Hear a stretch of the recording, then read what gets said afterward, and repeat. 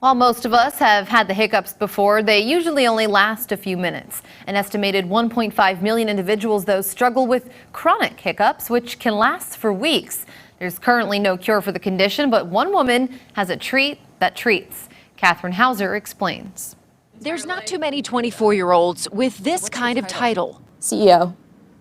Yep, founder and CEO. MJ Kievman, a Manchester, Connecticut native, runs a biotech company called Meter Health and invented these hiccup pops, a lollipop that can stop hiccups. You're passionate about this. I'm deeply passionate about this, yeah.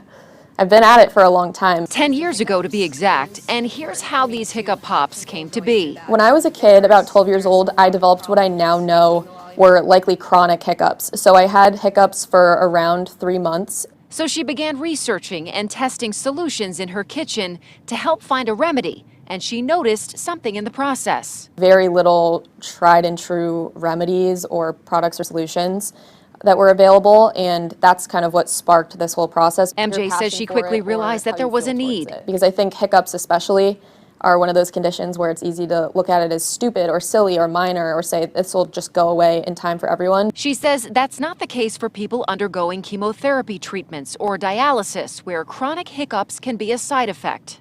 There are steroids and medications that are used in chemotherapy regimens that are linked to chronic hiccups in the literature.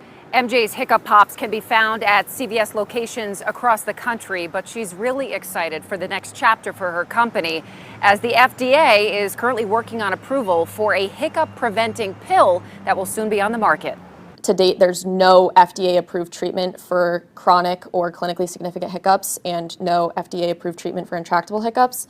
It's my goal to provide the first treatment for people who really need it. MJ's advice, don't give up. That's exactly why you do it, is to help other people improve their quality of life and to make their lives better. In Hartford, Catherine Hauser.